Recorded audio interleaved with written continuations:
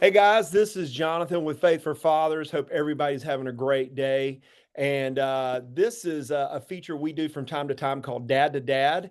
And it just is when we're able to drill down and have a little more substantive conversation about various topics and with various friends of the ministry.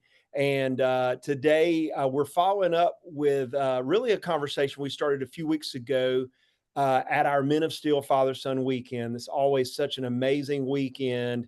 And it's so jam packed that sometimes we're a little limited on the time that we have to really be able to drill down into some of the content we try to present to our fathers. And this year, our guest speaker was Chris Patton and really did a great job, shared just some things out of his own life, his own journey with his family, with his son, some challenges that they experienced, and really just kind of opened the door for some really substantive conversations. And so we asked Chris if we could jump on a call and kind of continue some of that because I felt like he was a little bit hamstrung and was not able to fully deliver some of the information that he had prepared.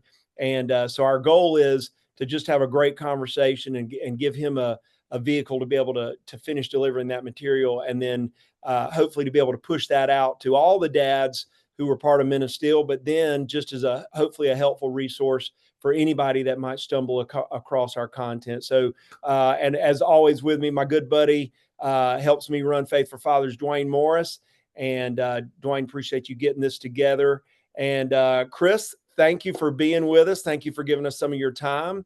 And so I think our plan is we're going to kind of turn it over to you, and you can kind of recap or rehash as much as you feel like you want to from the weekend, and then just kind of continue on from there. And unfortunately, Dwayne and I are blabbermouths, and so we're very likely to kind of just jump in and interrupt you. So you'll just have to put a pin in it if we do that, and hopefully we'll just have some good organic conversation as we continue our discussion. So Chris, take it away.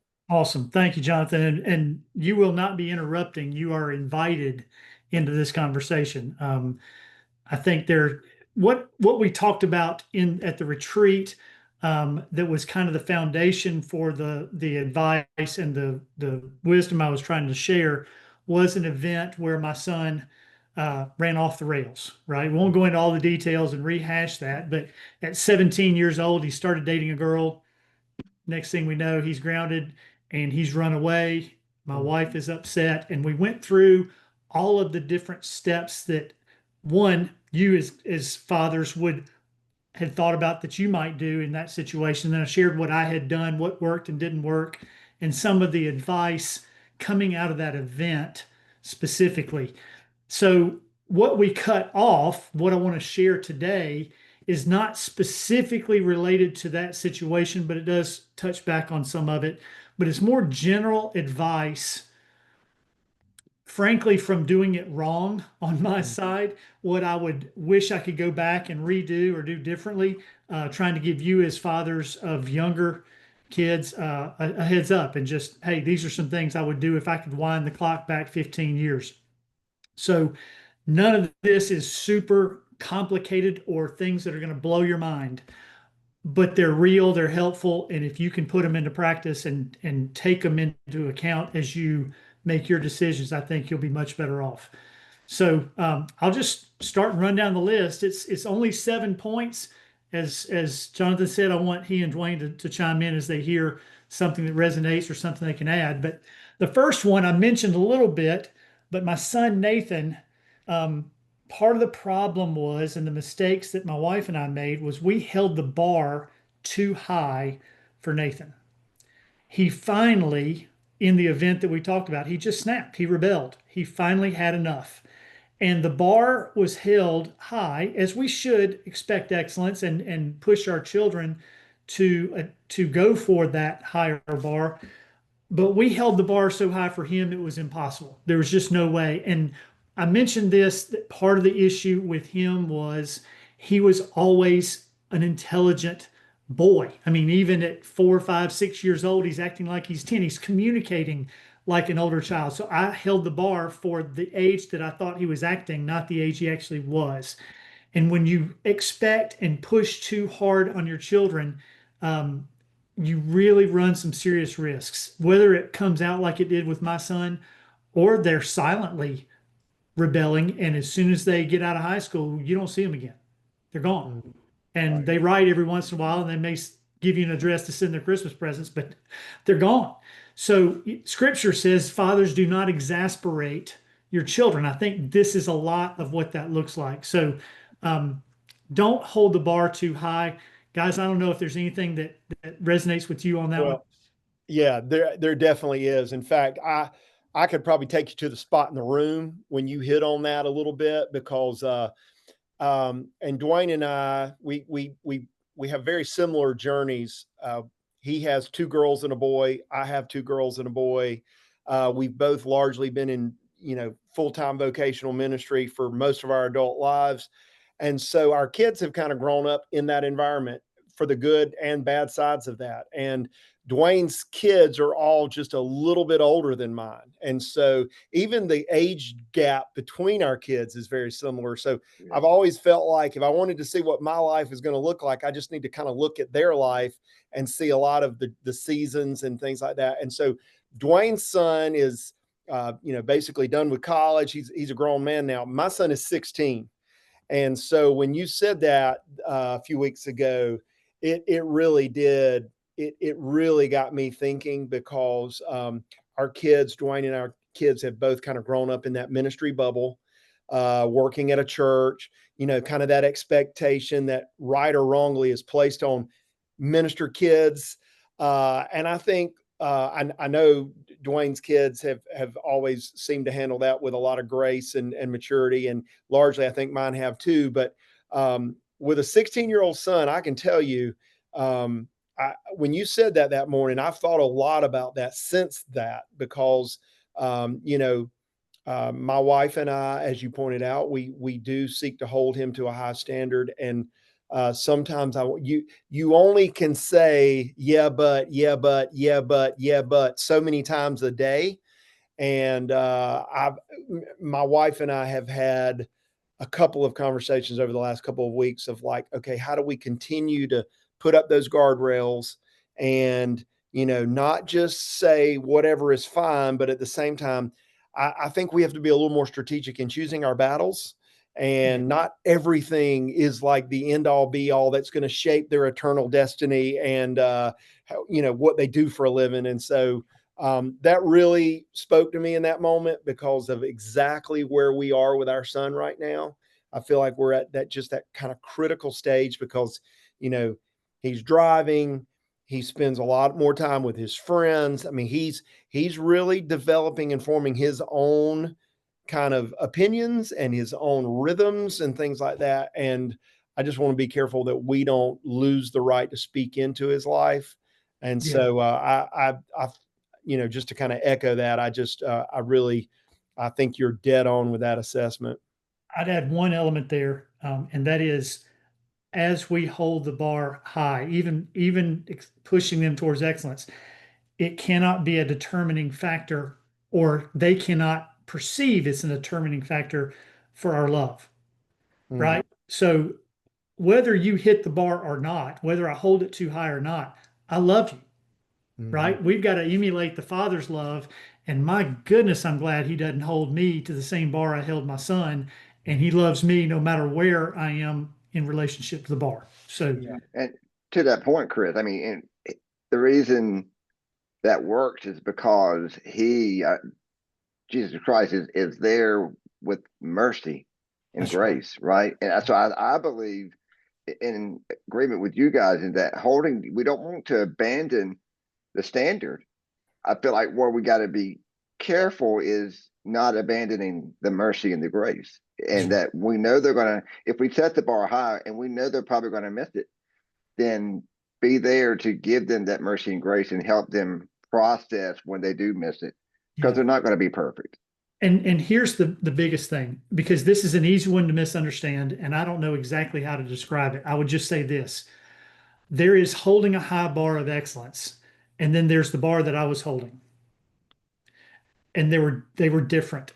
Mhm. It's not just almost perfection. Yeah. is what I was looking for because he was so far above his age and there was just no way to hit it. Excellence is one thing, and I want to push for that, but excellence even means you make some mistakes. But what I was asking for was way too much, and that's just unreasonable, right? Mm. Yep. So the next one is as your kids are, and this is at any age, but as they are younger, as they are growing older, giving them freedom and choices where they can fail and make mistakes while they're in the home Yeah. before they're out on their own, right? And hope for some mistakes. Give them enough. If you're only giving them freedoms and they're never making mistakes in it, you're not giving them enough freedom or enough choices. And we just with Nathan, we did not give much freedom in hindsight. I thought we were, but we weren't. And we got to let the leash out a little bit. Now it's got to be commensurate with their age, right? You can't take a 5 or 6 year old and say, yeah, like we could in the old days, just go play in the street until sundown and come back when the street lights come on. That's right. That doesn't work anymore, unfortunately. But give freedoms commensurate with age. Give them, and then there's accountability too. Don't ignore the accountability. Well, and it's the idea of while they're still under our care in our home, while we still have a certain amount of authority over them, even if it's just, I hate to say it, but largely financial because we provide the car, we provide the insurance, we provide the phone.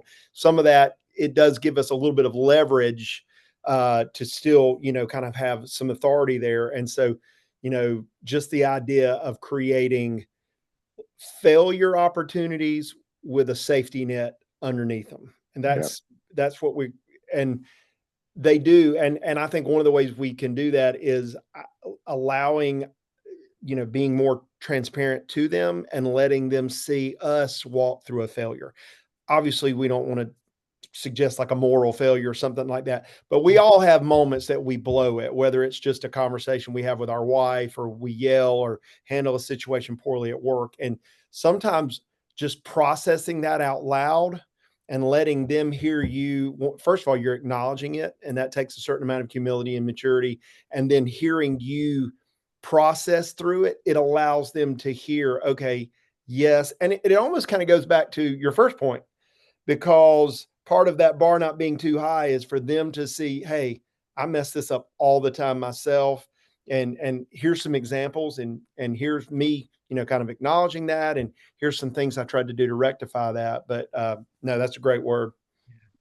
And we got to be careful not to be totally surprised sometimes, right? I mean, our kids will come to us, and confess something or whatever. And if we're not careful, our immediate reaction will dictate if they will come back to us when they make another mistake. We've got to be able to catch ourselves and maybe just go, oh, interesting. Yeah. I didn't know you could do that with a shotgun, that kind of stuff. Well, and one of the things I've tried to do with all my kids is you want them to feel like they can come to you with the hard stuff, the embarrassing stuff, the stuff that maybe Yeah. they're even ashamed of. And I think that is a constant nurturing that allows that to happen. And one of the things I kind of say, kind of jokingly with my kids is I'm like, guys, you need to understand, I was a youth pastor for a long time. You can't shock me. Like there is nothing. Now, here's the dirty little secret. That's probably not true. To Dwayne's point, I'm probably got a lump in my throat sometimes when they say, but I want them to understand I've been around and I've seen a lot of really bad circumstances. And so you're probably not going to completely catch me, off guard. So just kind of getting them to see, okay, I kind of understand some of this stuff way more than you think I do. I think is Yeah. helpful. And even to our earlier point, even if you happen to find a way to shock me, you can't keep me from loving you. Mm, You just Yeah. can't do it. yeah. So yeah, that's good stuff. So number three was, and this is just confession on my side, but Kim and I, my wife and I, wanted to write the perfect story for each of our three children, right? We wanted to lay out their path, guide them and direct them on the path that we've laid out for them, and make sure they don't go off the path and they do everything excellently. And part of our motivation there was to do the right path. But in hindsight, and what I've been taught by some people that know much more than I do further down the path is number one, that's God's job. Mm. Now, it's our job to raise them. It's our job to teach them about the Lord, but it's God's job. He's the author and perfecter of their faith. He's the one Right. that's laying their path out. There was a point in time when Kim and I were moving to South Carolina, when we were leaving the family business and going to the nonprofit work, and my daughters had just gone off to college. My son was a junior, and the girls showed especially a frustration and an unset. They couldn't believe we sold their room. They were shocked. And I was talking to a friend and mentor, and I said, I'm really frustrated that I know I'm doing what God's called me to do, but this is really going to upset my girls and mess up their social, relationships and so forth. He said, that's God's story with them. If you're following his story with you, you're doing the right thing. You need to help and support them, but allow him to write his own story with them. And then the second part, that's the good part. The confession part is part of our reason for wanting to write the perfect story is out of pride. We want our Yeah. kids to reflect well on us. We want people to see how good they are and think, man, those are great parents. Mm. Or we had regrets from our own childhood. We want to rectify through our own kids or be better parents than our parents were, even if they were good. But these are all twisted reasons in the recipe that causes us to try to direct their every step. And that is just not our part. Mm. That's a good word. What comes to my mind is Proverbs 22 talks about bringing up a child in the way they should go. And a lot of times we read that and we think teaching them right from wrong. But if you look at the original text, the way they should go, it really goes back to how God created them. And so we do have a responsibility to bring them up and teach them in the ways of the Lord and be contributing people to in society. But we have to always remember God designed them and gave them certain abilities, certain gifts. And so we need to be mindful of that and not try to force our opinion, our perception, our wants. I think we all could talk about stories of dads and even moms who live vicariously through their kids, trying to make them be something they're not designed to be, and how miserable those kids are. So Yeah. I like what you're saying, but we always have to do it with the understanding that to your other friend, the point, God is writing the story. He created them. We just need to be accessory or is that the right word? Accessory to that development, helping them along in that process. Yeah. Yeah. So next, you've probably heard this before. I'm not going to be the first to tell you, but it's critical. You've got to be a father before you're a friend. Your Yep. job is not to be your son's or your daughter's best friend. You want to be, to our point earlier, someone they can come to regardless of the situation. But fathers confront, fathers make tough decisions. I remember this, and my dad used to say this quite a bit, and I didn't believe it. I thought he's just flat out lying to my face. And now, as a parent later, I realized he was telling the truth in a whole different context than what I thought.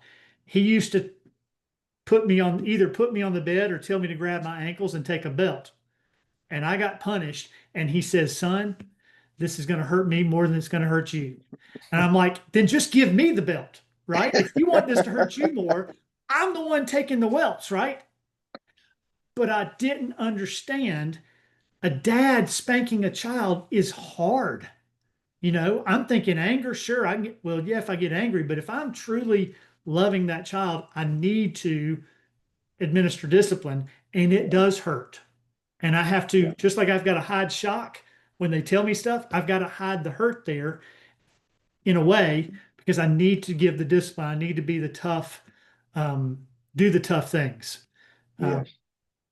And I think one of the ways you do that, and again, like most of what I'm saying, I'm really looking at through the lens of my son right now, because my two daughters, one just got married, one's close to finishing college, and so they're kind of on their way. But my son, I feel like I still have a small window of time with him, and I think one of the ways that you can do that is, and we've all heard kind of this analogy of just making those deposits into their account on a daily and weekly basis. And so hopefully when you have to make a large withdrawal, which is what I consider like a moment where you really have to discipline or really have to have a really hard conversation, or, whatever that might be, you don't completely clean out that account. Just kind of an example. So my son has kind of a little side hustle where he cuts some yards, and he does it for a couple of businesses. And, they're more or less, I want this done once a week. I don't really care when you do it or how you do it. I just want it done. And, we like that because it's teaching him he has to like schedule that out. And it was pretty easy during the summer, but now that he's in school and he's got football practice every day, it's a little harder. And so, this past Saturday, he had a couple of those he was going to do, and it was on his radar and he was planning on doing it. Well, Friday night, he has a pretty significant shoulder injury. So, Saturday morning, he has to go get it looked at. And it's nothing's broken or anything, but he's not going to be cutting any grass for a couple of weeks. And so he's in a sling. And so, basically I just, I told my wife, I said, well, we're going to have to get that done. And so I texted him. I'm like, hey, they were literally at the doctor and I knew the answer, but I'm like, hey, are you going to be able to get those done today? And he's like, I don't think I'm going to be able to do anything. And all I said is, I got you, son. That's literally all the text said. And so I was able to go do those and didn't really say a word. And, he thanked me later that day. And I'm like, listen, there's nothing to thank me for. It's not your fault you got hurt, but it had to get done. And so I hope that doing things like that, and I've started saying something pretty regularly to him, especially if we have to have like a hard moment or a hard conversation. I say these two things: I'm always on your side and I've always got your back. And just hopefully building that mindset into his mind that even if my dad says some really hard things or doesn't let me have my way or takes something away or has to give a punishment, that deep down, rooted in his heart and his mind is he's always got my back and he's always on my side. And so I think just building up those deposits allows you to make those large withdrawals if and when you have to. Yeah. And kudos, if he came to say thank you, that's a win in itself for Oh, a 16-year-old boy. Absolutely. Absolutely. Yeah. So yeah, that was my payment. Yeah. Yes. So yeah. That's good. All right. So the next one, 2 parts. First part is you as a father cannot delegate the discipleship of your kids to the church. You cannot delegate discipling your kids to the church. Part 2, nor can you effectively disciple your kids without the church.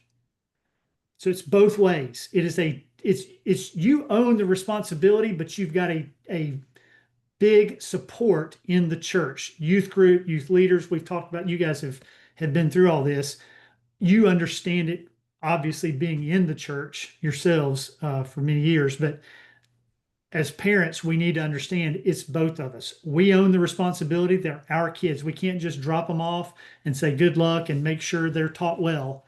But nor can we just try to do it ourselves and keep them from the community of the church. So I think it's a both ways there.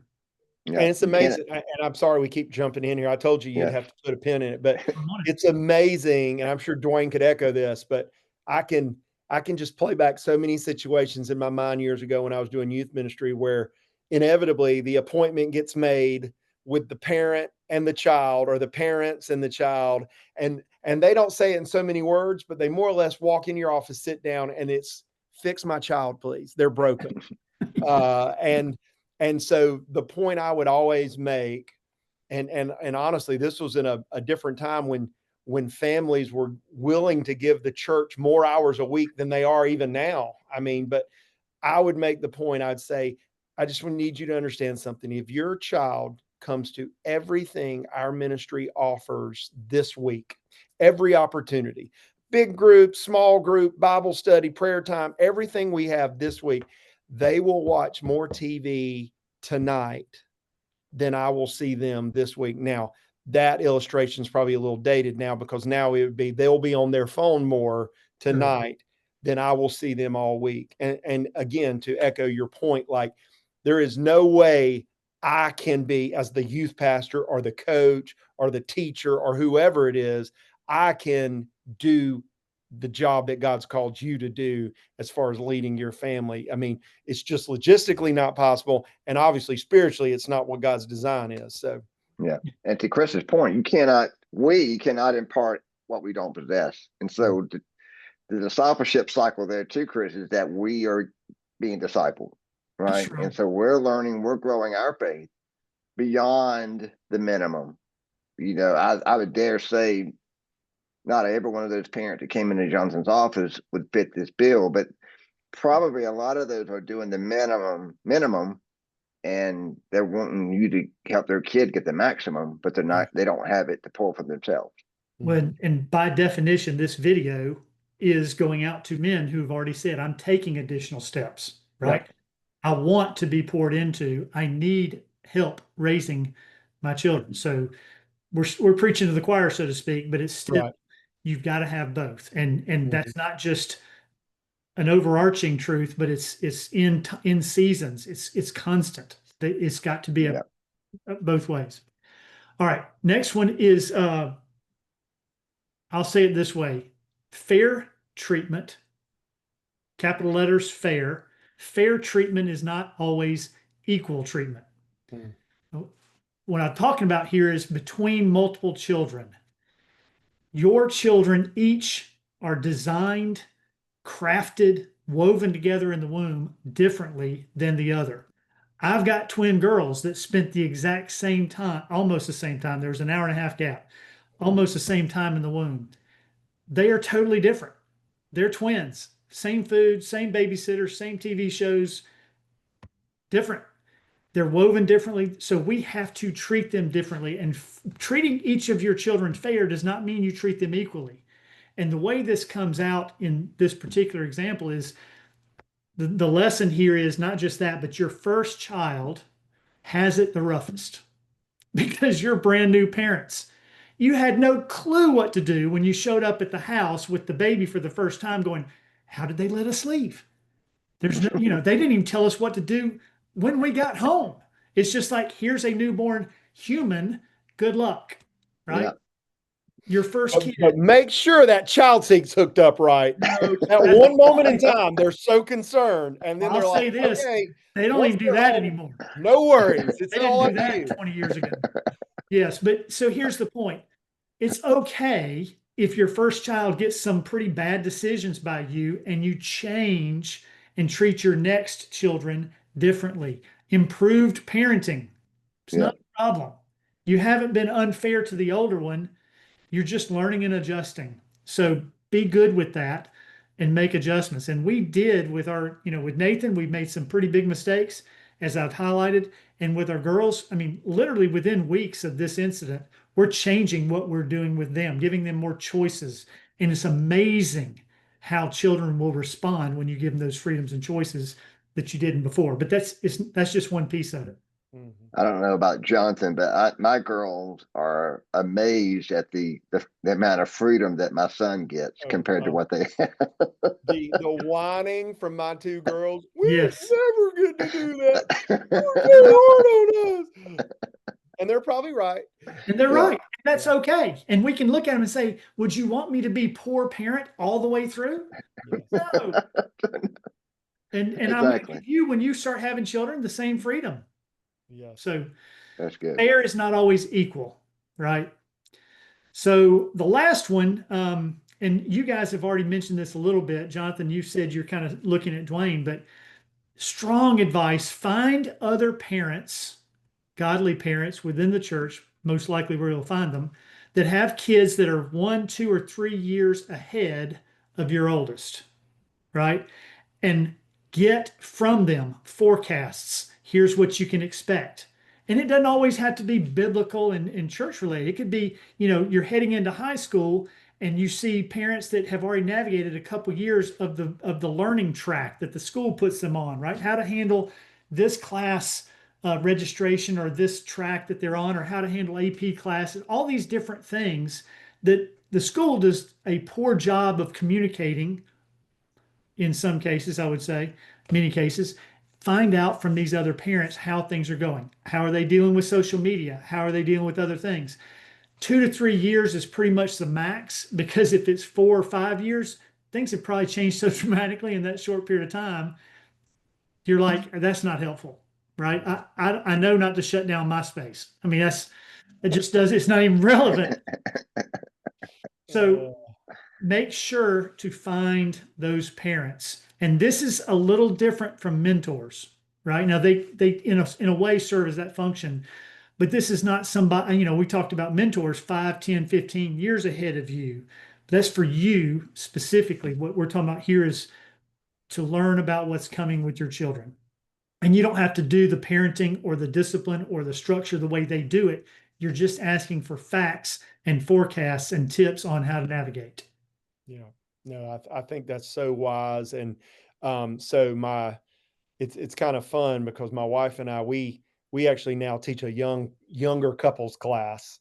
And I feel like, it's just kind of that cycle of life. I feel like we have an opportunity to kind of speak into their lives a little bit, and they recognize we're a little further down the road. And so it's not that we're any wiser. It's just we've been a little further than they've been. And it really is, it's kind of a fun season of ministry when you can start to kind of prepare and impart and at least get them thinking about some of those things, to your point. And that's the thing, like most people in my life who I've really admired and tried to watch and keep an eye on and learn from, they didn't necessarily know I was watching. They were just living life. Now, there was a couple occasions where my wife and I might go to them and say, hey, we really need some guidance here. But usually it's just, if you're looking around and paying attention, and to your earlier point, if you're involved in a church that is teaching the truth, those people are going to be around, or at least they better be. And so usually the ones we've learned the most from, we really haven't, they're not even necessarily aware that they're teaching a class. So it's so important. And like I said, Dwayne's always been a great gauge for me of like, okay, how broke is Dwayne at this exact moment? Because that's probably how broke I'm going to be in 3 years as he's getting girls through college and then getting them married. Wedding. And I just had my first wedding like 6 months ago. So I've always been able to kind of look, and there's some other people, but it makes a huge difference, and it's so important. Yeah. And let me add a little bit of a twist. I agree wholeheartedly, but I would also add, Chris, you need men and parents, like you could make it collective, who love your kids or value your kids as much as you do, and are not afraid to speak truth into their life. That's right. Johnson, I don't know if Johnson's going to remember this. He should, but there was an incident years ago when my son was on a trip with Jonathan, and Johnson recognized. I would never bring that up, Chris. No. It's very fitting. I'm not going to go into all the details, but here's the thing: Avery was not conducting himself in a manner worthy of the culture of the trip, and Jonathan recognized that, bro, you're missing out on some incredible opportunities because you're not really dialed in like you should be, and confronted him on it, and then called me and to say, hey, this happened. This is what I said. I love your son, and I don't want him to miss this opportunity. And that's gold, because you can't be everywhere all the time. And so you need to know there are other people who have that vested interest in your children and are willing to have maybe a hard conversation. And I would also add, and this is something I've seen with Avery as well, it's just, and maybe it's because it's just boys, but Avery came through with a crop of boys that were almost, heavily involved in church. Parents were heavily involved in church. And so they all kind of just grew up in the same Sunday school together, same small group together, did a lot of stuff together. And we just learned really quick that we needed to look out for each other's kids. And so there have been times when some of those boys have had some challenging experiences at home and needed a place to stay, and they have been at my house. And there have been times when Avery's kind of gotten sideways, and they've had to come to me and say, "Hey, I don't know if you know this." And so I think that's equally important that you have that person look forward to, look up to, inquire, but also who will also fight for your kids as much as you will. Yeah, that's Well, right. and I think you talked about earlier how we can't just let our kids leave in the morning and come back at dark like maybe we grew up doing. And I think unfortunately that's one of the things we've lost as a society is just this true idea of neighborhood. I mean, you think about it like really it wasn't just you keeping an eye on your kids, it was all your neighbors. And we live in this culture now where people come down the driveway, they lift the garage door, pull in, they close the garage door, and we just don't have those relationships as much as we used to. And because of that, people are less likely to, they don't want to overstep their bounds or they don't want to say something and the neighbors are going to get mad. But, there was a time where if my son or daughter was out of line, I wouldn't have to know about it because someone would see it and That's they right. would, they'd address it with those kids. And then two, they'd let you know on the backside. And we were all kind of working together. Or I think about my parents or that generation. And it's just not like that way. And I feel like, man, we've really missed our way on that because to Dwayne's point, we need more of that in our lives and in our kids' lives, not less. But the only way that's really going to happen organically is if we are cultivating relationships where people feel empowered and almost like they've been given permission to Yeah. do that. And the great thing that I would never bring that up about Avery. He's a fine young man, and I don't even remember the details. I do remember the circumstance. But what's awesome about it is, and just to encourage that dad that might be out there that maybe as we're talking about this, they think of a kid. They're like, man, I really need to talk to his dad because I don't think his dad really realizes what all he's doing or maybe she's doing, but he's really hesitant. And I would just say that's not always going to go great. No, Sometimes that parent may not receive it well or not want to hear it, but just to show that God can redeem and do wonderful things. I first of all, I had a relationship with Dwayne where I felt like I had a responsibility to him because of just I know how much he loves his son and wants good things for him. And then two, there was enough of a depth and a comfort to that relationship where I felt like I could say those hard things. But the right. amazing thing is, just a couple of weeks ago, Avery's the one who captured the video of that weekend and put together our highlight video. And so that bridge obviously wasn't completely burned. I'm sure there was a season where Avery probably didn't have much need for me, but God redeems that and Yeah. restores it and Yeah. uses it. And so that's a great word, Dwayne. Thank you for Yeah. sharing that. Oh, yeah. Well, That's Chris, everything I have.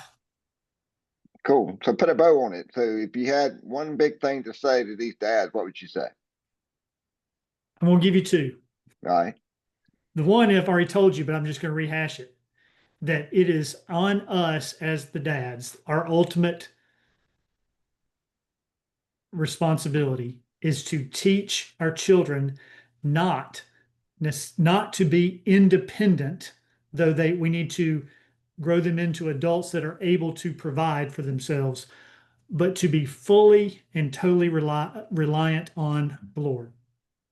And we don't just teach that to Jonathan, to your point, we also live it. We have to live in that total reliance. We've got to use the language. We've got to show that we're willing to make tough decisions when we feel God leading, and we are willing to wait on a decision until we know where He wants us to go. So that total reliance is a lifelong need for them. So teach them that early, teach them by example. The second one, I can't even tell you how to do this yet. I'm just going to bring it up because I'm still learning with kids at 28, 26, 26. I'm figuring out yet again something I've not done well, but I'm going to start doing now.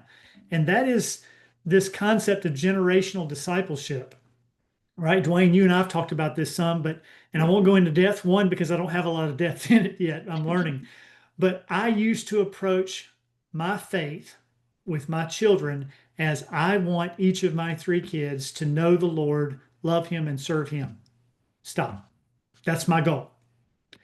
I'm realizing today, I wish I could go back 15, 20 years and instead teach them our faith is so critical. It is our life.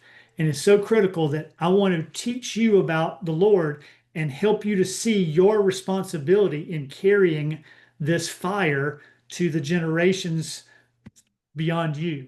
So instead of wanting my children to know the Lord and love him and serve him, I want my children to understand that their children's children's children need to also love the Lord and serve him. And it's on all of our responsibilities to pass that faith down to many generations. That's good. You know, one of my favorite quotes, I use it a lot when I speak for our dads for various events, is our children are messengers we will send to a time we'll never see. I just love that sentiment. Yeah. Just like that's really what we're talking about. That's really the idea of legacy. It's not about what I do, obviously, and it's not even about what I impart to my kids. It's about that idea of truly generational change. Because you know, a lot of these families, there is there's brokenness that goes back for decades, and it is so hard to break free from that. And so, you know, hopefully conversations like this, honest, you know, real conversations can lead to that type of change. But yeah, what you're describing is what godly legacy is. That is what Scripture teaches. Yes, it long outlives me. Yeah. What a friend of Dwayne's, or a connection we have organizationally, guy named Bill High, their quote in teaching this to families is, legacy is not what you leave behind, but what you set in motion. And so it's not, I want a legacy that my name carries on. It's, I want a legacy that I'm setting in motion the concept that faith is something we pass and pass and pass. And teaching my kids about the Lord is different than teaching my kids about the Lord and their responsibility to teach about the Lord. Yeah. It's two totally different approaches. I don't yet know how to do it, but I'm going to learn. It's good stuff. Well, when you get that all figured out, you come back, we'll have another conversation. Yes. Perfect. Yeah. Well, I appreciate both of your time. And Chris, thank you so much for the information and just kind of continuing some of the conversation we started a few weeks ago.